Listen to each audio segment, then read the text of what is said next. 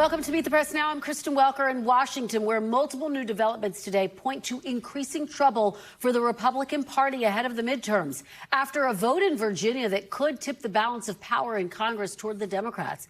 And more new polling shows the president's approval numbers sinking as the war with Iran drags on. Multiple polls show 2/3 of Americans disapprove of the job Mr. Trump is doing as president. And nearly 2 months into the Iran war, his handling of the issue remains underwater. The White House has provided little clarity on when the war could end, with peace talks now on hold as the president tries to extend the ceasefire.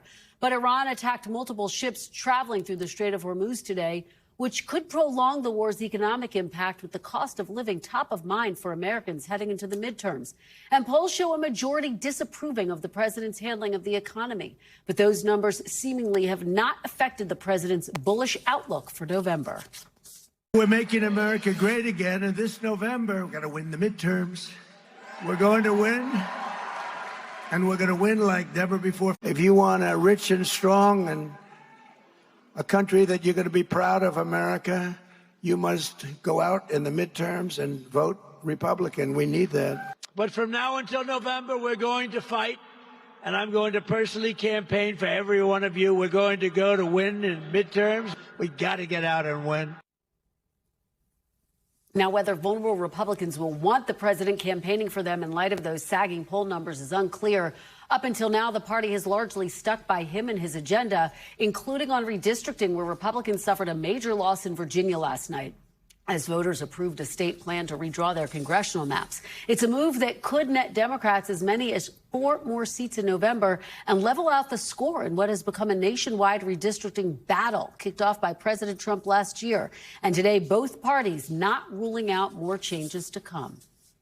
I think what they did in Virginia obviously was gerrymandering, but that's not something that's new. And I think that Democrats are masters of gerrymandering. Should Florida redistrict? Well, I mean, I think they're going down that path now, too. And hopefully, at least from our political vantage point, that'll be a better outcome than Virginia was. Donald Trump and Republicans launched this gerrymandering war. And we've made clear as Democrats that we're going to finish it on behalf of the American people. Joining me now to start us off, NBC News White House correspondent Monica Alba joins me from the White House, along with NBC News senior national political reporter Sahil Kapoor, who's on Capitol Hill, and NBC News chief data analyst Steve Kornacki, who is at the big board for us. Monica, let me start with you. Take me inside your conversations inside the West Wing. What are officials there saying about last night's results in Virginia?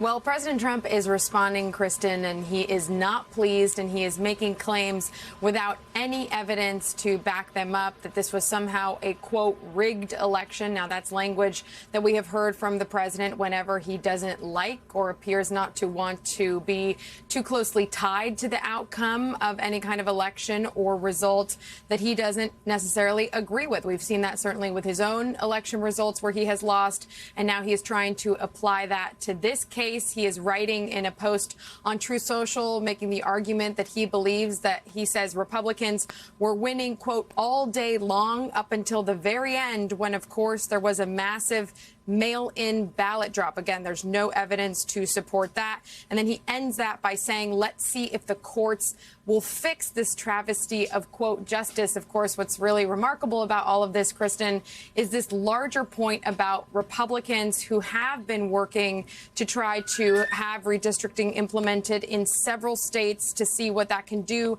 to the ultimate balance of power. But the president, the White House, didn't do too much when it comes specifically to Virginia. He did participate in a tele-rally and call into a conservative radio talk show to try to urge Virginians to vote no on the referendum. But today, his reaction is really what is sort of standing out here, given all of the warning signs that we're seeing about what this could mean for Republicans in the midterms, setting up quite a difficult political dynamic for the White House. Yeah, Monica, and all of the context is so important. You're absolutely right. Extraordinary that he's trying to claim that yet another election is rigged without any evidence or proof of that, and no one else making that claim. Let me ask you about the numbers that we do know about, these polls that show that the president's approval rating plummeting. What are White House officials, top aides, allies saying about that, Monica? Yeah, and it's interesting because you did have a senior White House official today who was sort of asked about this overall and what it could mean, who said he didn't want to declare defeat yet for Republicans and for President Trump's agenda in the midterms, arguing that many things could shift between now and November and that there are months left to go for them to make their case. And Republicans and the White House officials are really trying to portray that they think they can make this more about an argument, a choice between Republicans and Democrats, and less about an actual reality check on the president's agenda, which is typically what happens to any president of any party in the midterm. So they're trying to push back on that, even though they know that history typically indicates that this will be rough for the party in power and the president currently. Kristen. Monica, what's the strategy? Of course, the president won on a promise to bring down inflation, to lower costs, to end foreign wars. What's the argument that the president, Republicans, are planning to make for why they should continue to stay in power in the House and Senate? And remember that before the war in Iran started about 8 weeks ago or so, the White House had said that they were going to lean into this affordability message a lot, that the president was going to be out on the road almost every week doing an event on this. He has done a handful of them, and he was traveling out west just last week. But certainly that has been overshadowed by everything else that's going on. But something that's in the news today prompts a really interesting question here, which is that the White House may bail out Spirit Airlines. There's consideration of a possible financial package in the range of $500 million, which, if it goes through, if this were to take place, could result in the federal government owning about 90% of this airline, given that they already were having major issues and bankruptcy issues in particular. But that is an argument that then the White House will have to defend if they do go through with this. The Trump administration will have to make the case to the American people for why they feel that is a good investment. But we are seeing these rising, of course, oil prices and gas prices and costs shooting up that the White House also needs to combat and continue to discuss in terms of what they feel they can do about it. Kristen. Absolutely. All of it top of mind. Monica Alba, thanks so much for your great reporting from the White House. We really appreciate it. Sahil, let me turn to you now on Capitol Hill. What's been the reaction from lawmakers there last night to what we witnessed in Virginia, which gives Democrats now a narrow edge when it comes to the math of taking back the House? Well, Kristen, Republicans are certainly angry about this gerrymander by Democrats in Virginia. This is a light blue state. It's one that Democrats won in 2024 by just about 6 points. Some Republicans say they need to retaliate now by getting even more aggressive in red states with gerrymanders, and others worry that this is just going to be bad for both parties and that everyone involved might live to regret this escalating war. Let's take a listen to what some of the Republicans we spoke to today said. It's a hyper-partisan gerrymandering boondoggle. We fought hard. We raised a ton of money. We did our best, but the Democrats in charge of Virginia foisted this upon the people. These moderates up here are about to kill us. We need to start playing hardball on this redistricting stuff. It's ridiculous. We're going to lose everything because we don't have any guts to fight it. Was this 9-month exercise worth it? No, it's not for me to decide that. It wasn't my decision. Remember, this puts Democrats on the cusp of a 10-to-1 split in the Virginia congressional delegation, up from 6-5. So it's a really remarkable gerrymander. Now, the Democratic view on all this, Kristen, is that they didn't start this war. Texas Republicans did, that they're not going to sit back, that they're going to respond in kind, and that they've also pushed bills over the last decade to impose a national ban on gerrymandering, and Republicans have rejected them every step of the way. So as Minority Leader Hakeem Jeffries says it, it's maximum warfare everywhere all the time now. That's a direct quote. Oh, it's quite a quote, certainly. Big picture, what's the math when it comes to the redistricting nationwide, Sahil? And obviously our attention turns to Florida next. Yeah, well, this was the 2026 round was certainly started by Texas Republicans. They made a map that they hope will net 5 seats for the GOP. Remains to be seen whether that's going to happen. But then you had this tit for tat developing in blue states. Other red states got involved. At this point, it looks close to a wash, Kristen. If the electorate looks something like it did in 2024, even a little bit of a shift toward Democrats, I don't see one party benefiting massively. I think an open question is what happens with Florida. And I also want to note, President Trump's polls look very bad for the GOP right now. His overall approval rating has fallen, and the single biggest reason is that his ratings on the economy have tanked. He was generally trusted by voters on this issue. This has been his firewall, not MAGA culture wars. Two recent polls by the Associated Press and Reuters show that only 30% of Americans trust him to handle the economy. That's extraordinary, given that he was elected primarily on improving the economy and lowering costs. People don't believe that has happened right now. So this is the 5-alarm fire facing Republicans right now. Even if this ends up being a wash on the redistricting front, Kristen, the GOP is on track to lose seats to a significant degree in the House of Representatives because of that. Well, it's just fascinating to see it all play out. Sahil, I have to ask you about some really sad news on the Hill today. Congressman David Scott passed away. What do we know about that? Yeah, he was 80 years old. We don't know a whole lot, Kristen, about the cause of death. We do know that he's not been in great health for quite a while now. His office did announce that he has died at the age of 80. Quite notably, David Scott was running for re-election in his Atlanta area seat, and he is now the 5th member of Congress to die in office in just the last 14 months. Most of them were in their 70s. One of them was 65. David Scott, dead at 80, Kristen. Well, we're sending his family our thoughts, certainly, today. Thank you so much, Sahil. Really appreciate it. Steve Kornacki, let me head over to you at the big board, shifting gears a bit here now. Walk us through what happened in Virginia last night. What are you seeing? This was narrow. It was narrow. You see here, the margin here looks like about 3 points on the yes side. I think one way of looking at this is, Republicans, we've talked about these congressional special elections where the Democrats have been swamping the Republicans with turnout. The Republicans really put up a fight here. The no side really put up a fight here. And in a lot of corners of Virginia last night, it looked like the no side was kind of getting what it needed. For instance, down here in Southwest Virginia, this is a core Republican part of the state, rural area. In the governor's race last year in Virginia, the Democrats won as a landslide. This area kind of went to sleep turnout-wise. Total opposite yesterday. Some of the highest turnout rates in the state of Virginia were down here in this area where the no side was winning big. So, the no side got some big numbers there. There's a lot of counties around the state. The no side did a lot better than Trump had done, did a lot better than the Republican candidate for governor had done last year.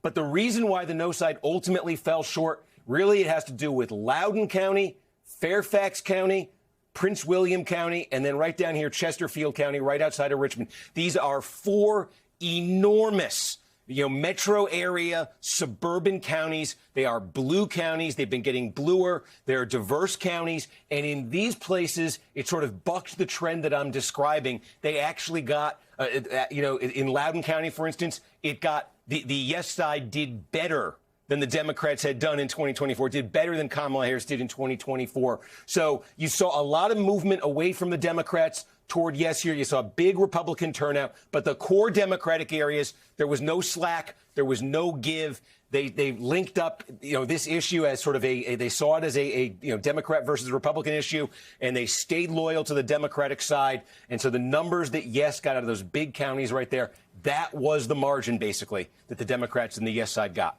Well, and this is so fascinating, Steve, because this has been a fight that we've seen play out in a number of states now, Florida next. What is the nationwide scorecard when it comes to redistricting here? What are you looking at?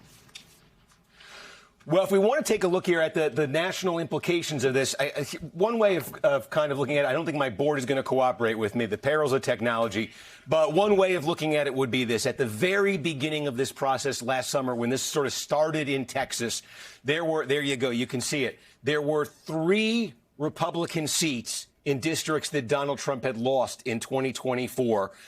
Remember, California, the Democrats there did their gerrymander last fall successfully. That brought the number up to 8. And with what happened in Virginia last night, with this new map going into effect, that 8 now becomes 12. There are now 12 Republican-held seats that now, largely thanks to the redrawing we've seen in a couple of states here, now under the new lines, would have been lost by Donald Trump in 2024. So that's what the Democrats have succeeded in doing, largely through Virginia and through California. And remember, they need a net gain. The Democrats need a net gain of 3 seats to get the House. All right. It could not be a tighter race. We'll watch and see how this redistricting tit for tat continues to play out. Steve Kornacki, as always, thank you so much. Really appreciate it. Joining me now is our panel, Molly Ball, political reporter and author, Antoine Seawright, Democratic strategist and founder and CEO of Blueprint Strategies, and Matt Gorman, Republican strategist, former communications director for the National Republican Congressional Committee, and an NBC News political contributor. Thanks to all of you for being here. So let's start, Molly, with kind of the big picture here. You have the war in Iran. The president's approval rating has been dragged down by that. This nationwide redistricting fight, which now seems to have backfired. What are you hearing about the mood today in the wake of this latest loss?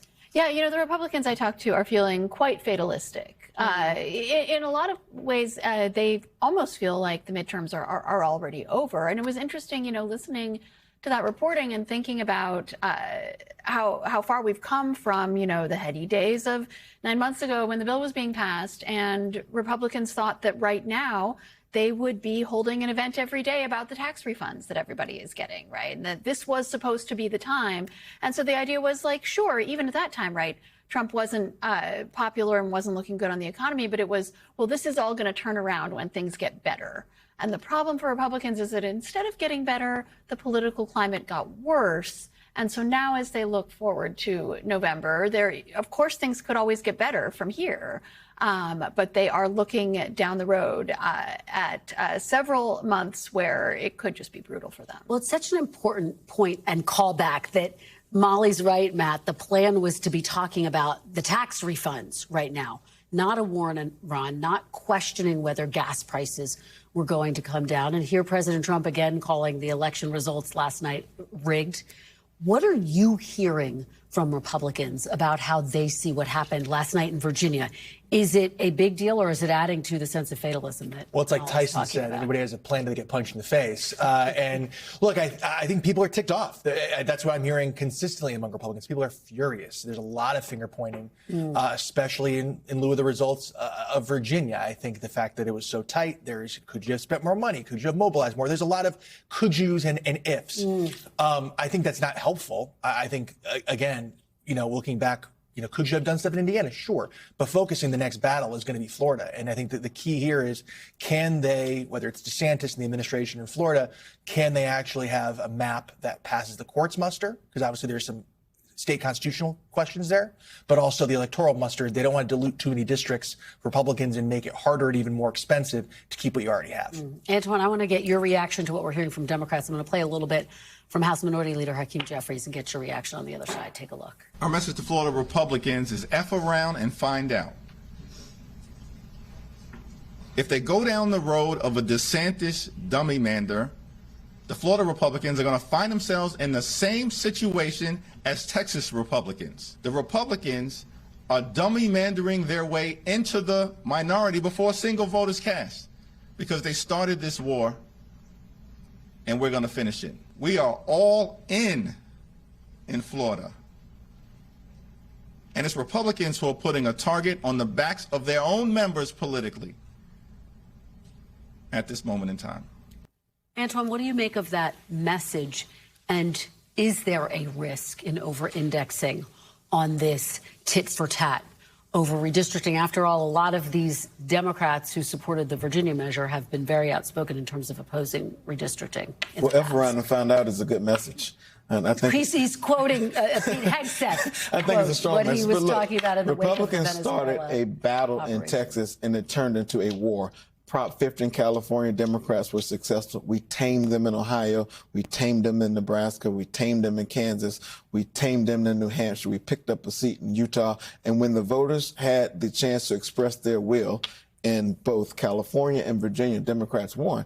And so I think what's clear is that Democrats are going to fight. The American people are expressing themselves. And I think Republicans did not expect this type of fight, this fire with water or water with fire fight from Democrats. And I think that's most important. But where we all should agree, Democrats and Republicans, no leader of the free world, particularly in the United States, should be talking about overthrowing the will of the people. We saw that with January 6th when Trump lost. We should not be having this conversation today. Matt, let me give you a chance to respond to that and to the argument that Republicans weren't expecting the fight that they got. A couple of things. There is actually a court case, irresponsive even before what Trump said. There was a court case that I think Republicans feel far more bullish about because of, again, especially he's focusing for Virginia. Excuse me, let me be specific on Virginia. The Supreme Court there in Virginia, it was already stopped in passed an injunction in the Tazewell County. But then also, too, I think one of the other things we are not talking about as well is the Supreme Court could very well unlock more seats, especially in the South with the Voter Rights Act. So you could see Alabama, Mississippi, South Carolina, other seats unlock as well. So this is a battle, but it's far from over regardless between now and But Trump words were important in his tweet or in his post because he talked about a mail-in voting in which he already issued an illegal executive order trying to ban mail-in voting. And so, again, Democrats and Republicans should agree upon these things because they're foundational and they will be around after Donald Trump is no longer in office. Molly, let's talk about the war in Iran. That is the other backdrop to the midterm elections. It's a big one. As you say, it's completely shifted the conversation away from what Republicans had hoped to be talking about. Right now, talks are on hold.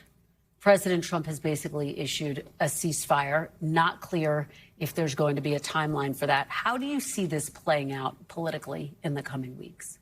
Well, so far, it seems to be a disaster for Trump and the Republicans politically. I mean, not to put too fine a point on it, this was a war that was unpopular when it was undertaken, and that the American people still have not seen the virtue in, and that I think, especially now that it's been 2 months, there is a strong sense creeping in that it has not gone in the way that the administration would have liked, that despite all the bluster, coming out of the White House, that the president really expected that he would have much more leverage in this situation and that the Iranians would be much more willing to come to the table. I think it's safe to say that they have not been nearly as willing as the president would have liked. And that raises the possibility that this drags on, and that since the public started from a perspective of skepticism, you're not even going to have, the rally around the flag effect to come down from. And so it could, now, of course, it is also possible that this winds up tomorrow and looks like a glorious success, and in 6 months we're not talking about it at all. So, well, Matt, it's true. I mean, this could change on a dime, and yet was the administration caught off guard by the fact that Iran seems to have taken back the leverage? I think they were certainly caught off guard by the fact that they couldn't open up or close the Strait of Hormuz at will. I think that was a very clear thing, and I think also you even talk about the relief I think we all felt, I want to say last week, when there seemed to be open again. Things seem to be moving very quickly. And then all of a sudden, again, over the weekend, it seemed to go back and forth. That could change in a dime. Again, J.D. Vance is heading over there. But I think that's one of the things that they just can't extricate as quickly or as easily as they thought they could. The one thing they can't run away from is the furtherance of the affordability crisis that they were already facing and what this war of choice has brought to that part of the conversation. Gas prices, fertilizer, you name it, that has, I think, added or amplified the affordability crisis that's sponsored and brought to you by your neighborhood Republican Party. The other thing, Donald Trump has yet to make a case to the American people of why we're in this situation. It seems as if we're trying to get back to the very place where we were before he started this war of choice. It will be interesting to see if he delivers yet another address to the nation at some point in the coming weeks. Thank you so much for a great conversation, Molly, Antoine, and Matt. Really appreciate it.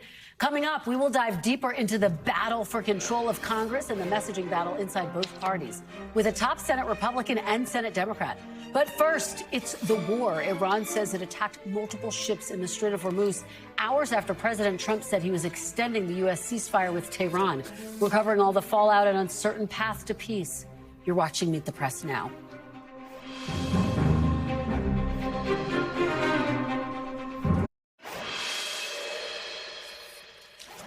Welcome back. As we mentioned, President Trump says he's extending the ceasefire with Iran indefinitely.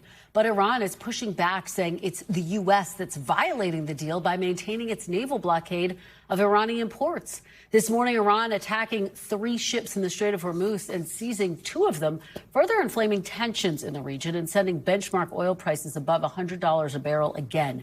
Remember, just last week, President Trump said he was optimistic a deal with Iran was still in reach. Take a listen. We're close to a deal. We're getting along very well with the new Iranian leaders. It really is a regime change. These are people that are a lot different than we were dealing with at the beginning. As you know, they're no longer around. They're no longer with us. But we have a very good relationship, and I think there's a very good chance that we're going to make a deal. Yesterday's last-minute announcement by the president marks the 5th time he's extended his deadline to strike Iran's infrastructure as the war continues to drag on and vital shipping traffic at the Strait of Hormuz is again at a standstill.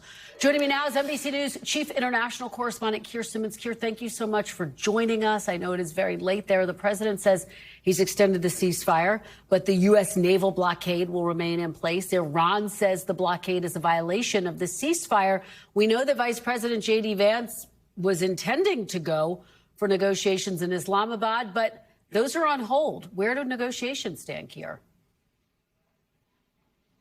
Well, President Trump says that the Iranian regime is divided and that he is trying to give them the chance to come up with a unified position. And in fact, Caroline Leavitt said something similar just in the past few hours in a gaggle outside the White House, saying that the president is trying to be flexible. And I mean, the Iranian regime, Christian, is divided. However, their messaging right now is pretty united. You just have to look at a recent post by the lead negotiator, Mohammad Ghalibaf, but then the president, then the foreign minister, all of them saying that we will only come back and negotiate, we'll only come back to the negotiation table, I assume, here in Islamabad, if President Trump lifts his blockade.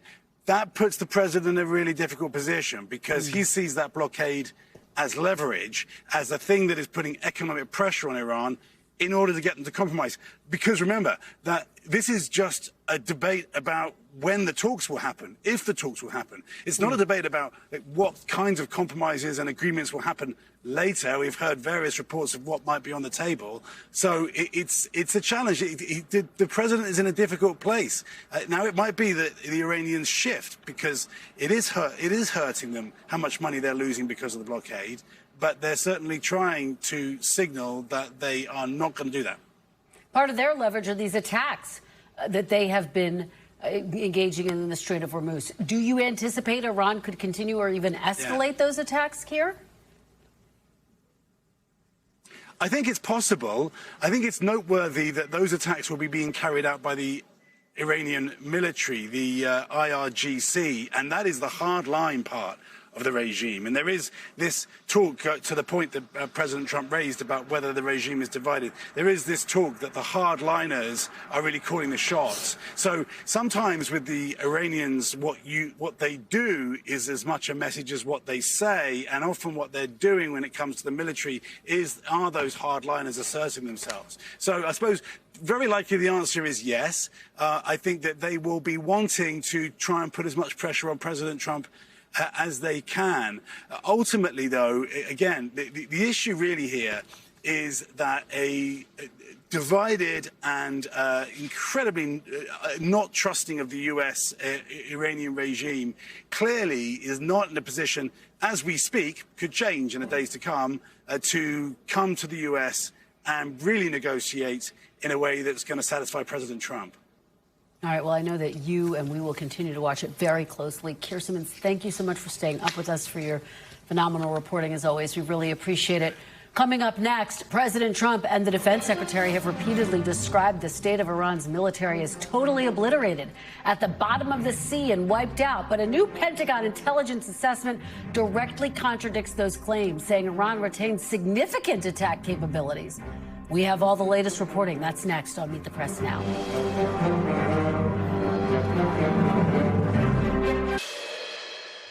Welcome back. Even as the Trump administration touts the success of its military operations in Iran, a new Pentagon intelligence assessment says Iran still has significant military capabilities. Asked for comment, the Pentagon's chief spokesperson said Operation Epic Fury, the military campaign against Iran, was an overwhelming success, and said U.S. forces achieved every objective set by the president. Joining me now is NBC News senior national security correspondent Kornacki. Court, thanks so much for being here on set. Great to see you. So take us inside this intelligence assessment. What does it say about Iran's capabilities? Yeah, I think the reason that this is so notable is it's really at odds with some of the public statements that we've heard, the one you just read from Sean Parnell, what we've heard from President Trump as recently as yesterday from the Secretary of Defense. They have claimed that they have decimated Iran's military. And what's true here is, yes, they have taken a huge toll with the military strikes on Iran's military. But we now know that there's been the ceasefire for 2 weeks or so, and the U.S. has been able to really assess what they have and have not destroyed throughout the course of the 40 days or so of striking. In fact, according to the Defense Intelligence Agency, Iran still maintains thousands of missiles and thousands of drones. Now, those alone can really hold at risk the immediate area around Iran, the U.S. and allies in the region, but then even beyond that. And not just that, we also now are told that, in fact, Iran's Navy and Air Force, which again, the Pentagon, Secretary Hegseth have talked about as being at the bottom of the sea or completely decimated. In fact, more than 50% of their assets remain, and very critical when it comes to the Navy. They've taken out many of the surface ships and even their submarines, but they still maintain hundreds, if not thousands, of those small, fast attack boats, which are causing trouble in the Strait of Hormuz even today. Well, given that, and it's extraordinary to hear you lay out just how much remains, does that suggest that Iran may try to prolong this war? I think that the Strait of Hormuz and the tremendous amount of leverage that the Iranian regime knew that they had, but really has shown the leverage and how this can really put the whole world at risk right now with what they're able to accomplish with shutting down the strait and stopping ships from coming and going through there. That has proven to be their real leverage here, even more so than their military equipment. But what it does show is that if, in fact, the United States were to start bombing again, offensive operations, Iran still has the ability to strike out, to lash out at allies in the region, even though, again, much of their facilities, much of their production facilities really were badly damaged throughout this. But even though they can't necessarily produce at the same level, they still have the arsenal. Well, and Court, in the simplest terms, the fact that we're seeing these attacks in the Strait of Hormuz, doesn't that undercut the argument? Absolutely. It shows that Iran, yeah, absolutely. All right. Courtney Kube, thank you so much for being here. Really appreciate it. Coming up after the break, my one-on-one interview with a Republican senator as his party faces intensifying headwinds from the economy, the war, and the president's political standing heading into the midterms. Stay with us. This is Meet the Press Now.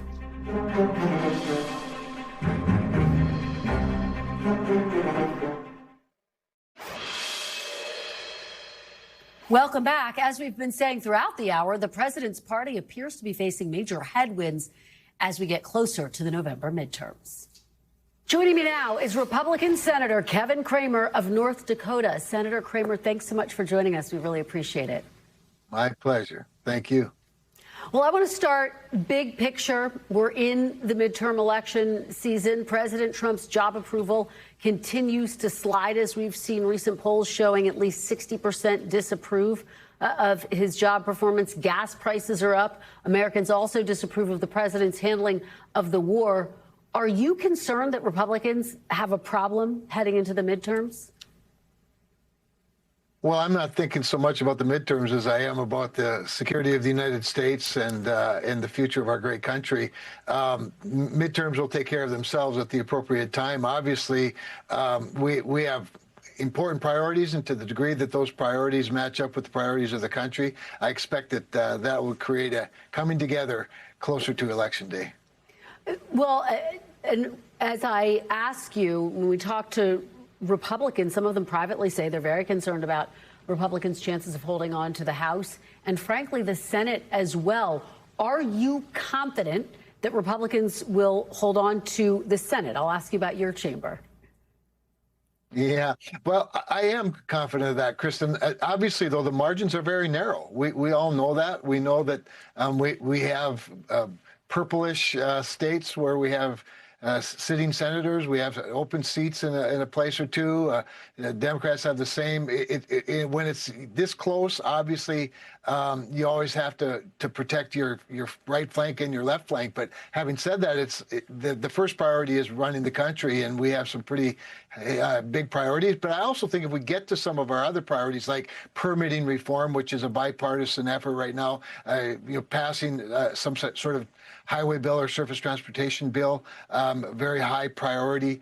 As people are receiving their tax refunds now and they're seeing that, wow, it's looking better for me at home, I expect that all of that will level off and that at the end of the day, it'll be up to the two parties to make their pitch, and I like ours.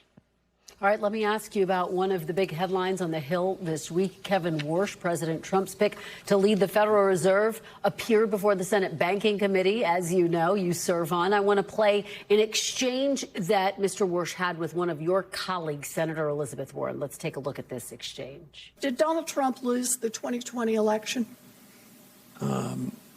We try to keep politics, if I'm confirmed, out of the Federal I'm just Reserve. asking you a factual question. Name one aspect of President Trump's economic agenda with which you disagree. Well, Senator, the Federal Reserve in recent years has wandered outside of its remit, wandered into other areas. I'm asking for something That's you not something I'm disagree with prepared to Donald do. You have said you're a hard yes on confirming Warsh. When you hear those exchanges, though, which you witnessed, what gives you confidence that he is going to be independent from President Trump? Well, first of all, he's been crystal clear as not only about his own commitment to independence, but the fact that the president has never asked him to pre-commit any sort of a position, particularly on interest rates. I would say this, though, about independence of the Fed and other federal agencies under the administration of any party is that the idea that somehow they're independent of the people that appoint them and the people that confirm them and the people that we work for is sort of a violation of self-governance in many respects, Kirsten. Now, that said, like I said, when it comes to the most important part of the Fed's job, and that is interest rates as it relates to, as it relates to inflation, for example, I think he was crystal clear, and I believe him, and I have no reason not to. Your colleague, Senator Tom Tillis, doubling down on his decision to block Warsh's confirmation until the DOJ drops its criminal probe into the current Fed chair, Jerome Powell. Tillis says that your committee should be investigating, not the DOJ.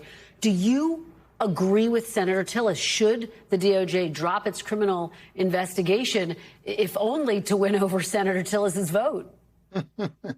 Well, it's a great question because maybe that's reason enough for them to drop it. I happen to think that the whole probe is a little bit unnecessary because it originally was all about his testimony before the committee, where he seemed to dodge questions about the overruns. I thought it was clumsy at best, but I also didn't think it was criminal.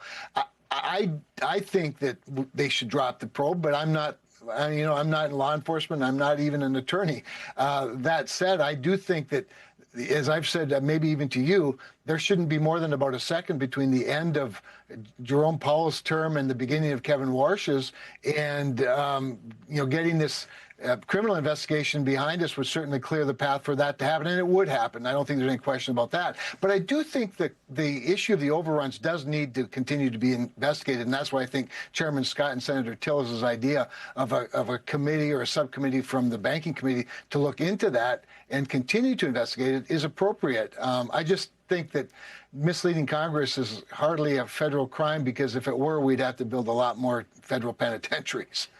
All right, let's turn to the war in Iran, and I want to start with the impact on gas prices. They remain over $4 a gallon as we have this conversation. Oil prices today closed around $93 a barrel. Now, look, the president says he believes prices will come down as soon as the war is over. Do you expect, Senator, that gas prices will be back around $3 a gallon by the end of the summer?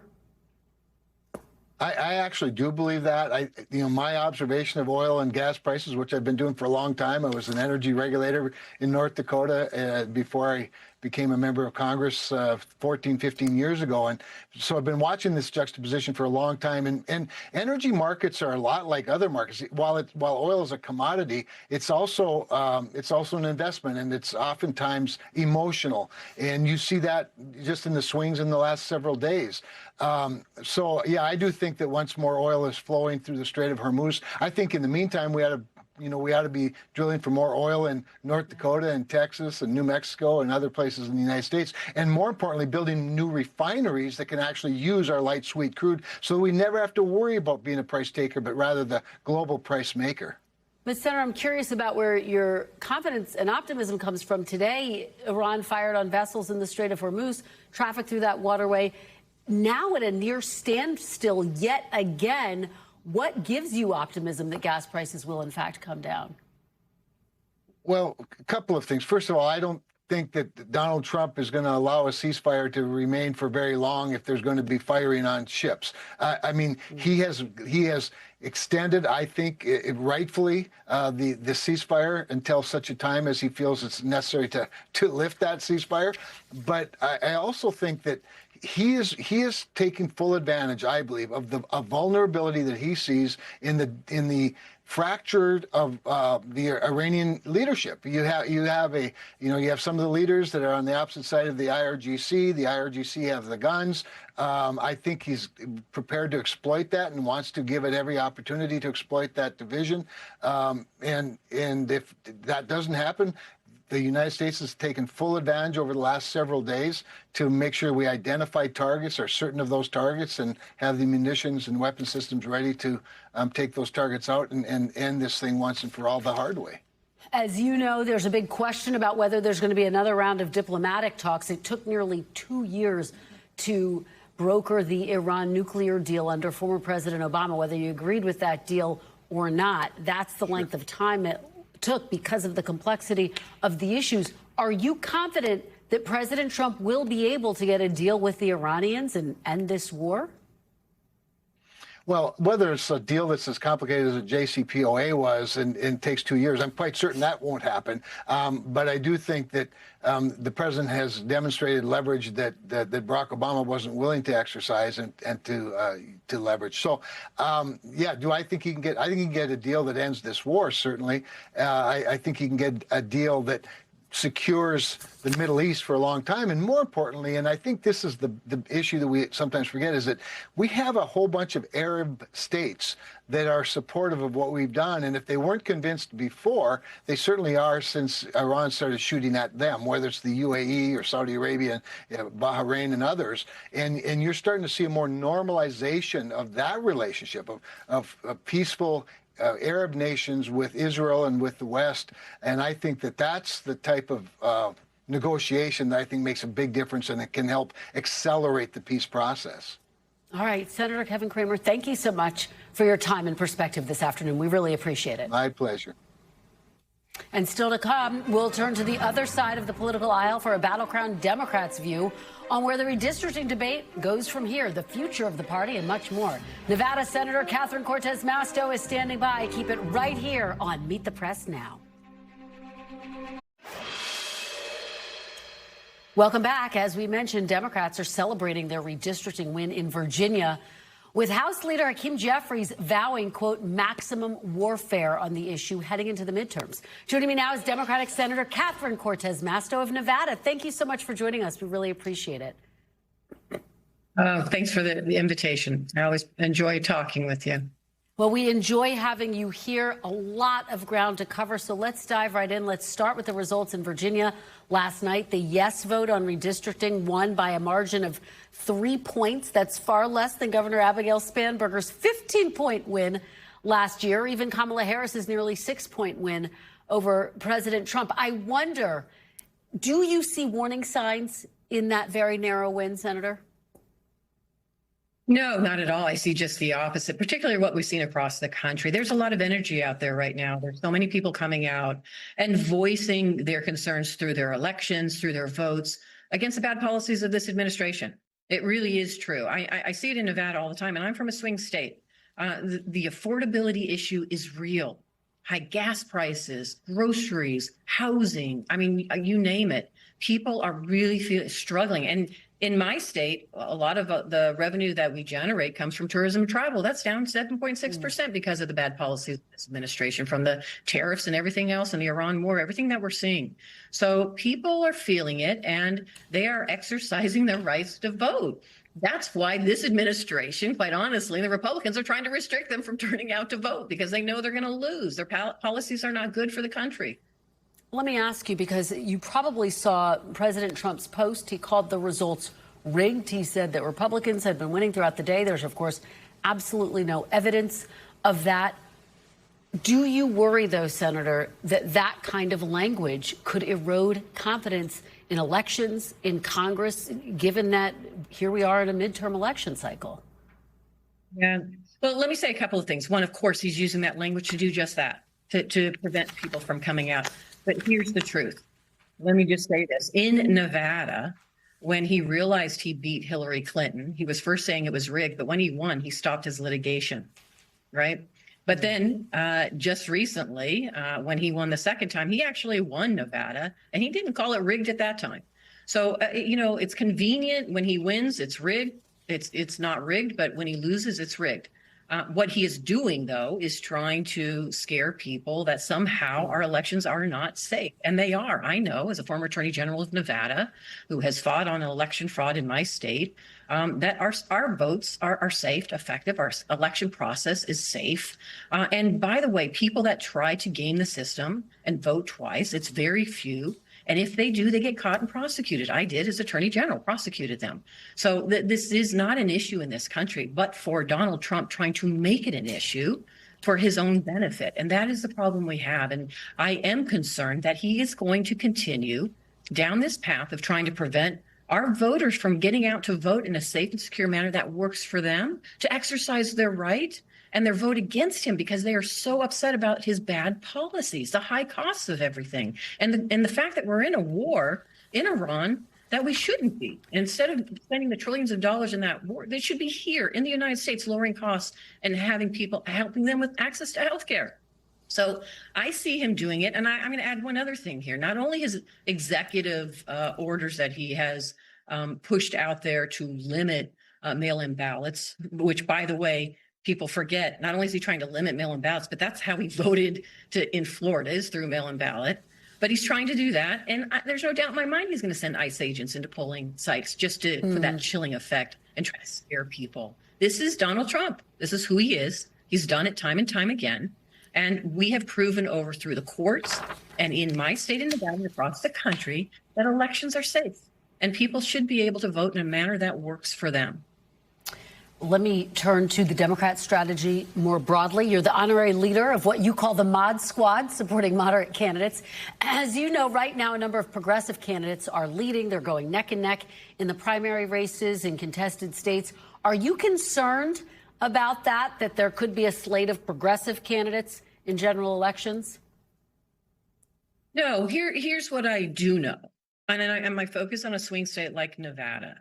If you want to come and win statewide in a swing state, which means your voters are Democrats, they're independents, and they're Republicans, you have to talk to everyone. You don't just get to go and vote and have your base vote for you and you're going to be successful. You have to appeal and talk to everybody and show up and engage. And usually, and time has proven, and data has really proven this, that in those swing states, it's the moderate candidate that is more successful statewide, because they appeal more to people, because they're out there talking at the issues that matter to them and finding those solutions and willing to work across the aisle. And that, for me and many of my moderate colleagues, are from these swing states. We understand that, and we've been much more successful in winning these statewide elections. And so that's really, for me, if we want to flip the Senate, I'm just going to speak for the Senate, the only way we're going to flip it is through these swing states. We have to pick up Democrats in these swing states, and those are usually the more successful candidates are the moderate candidates.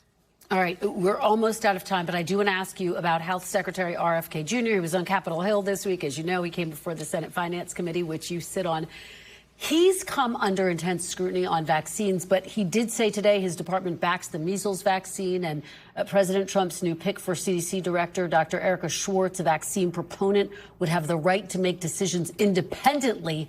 Does that give you any more confidence in the secretary? How did you hear that answer? Yeah, no, it gives me more confidence in some of the people that are pushing out this information, but not in the secretary. Listen, if you just look at the budget that he is promoting and this administration is promoting, it has gut healthcare in this country. It has gut behavioral health, mental health, and substance abuse in this country. I know that because they cut Medicaid by $980 billion, one of my hospitals in Boulder City is actually laying off 71 people in a rural community. And they're changing their designation, and they're not going to be able to provide the level of health care that they have wanted to. It is the results of this administration, and it is a direct result of the Secretary of Health and Human Services. He has no business being there. He claims he wants to make people healthier. It's just the opposite. All right, Senator Catherine Cortez Masto, we are out of time, but thank you so much for being here. We really appreciate it. Thank you. All right, and we will be back tomorrow with more Meet the Press Now. There's more ahead on NBC News Now.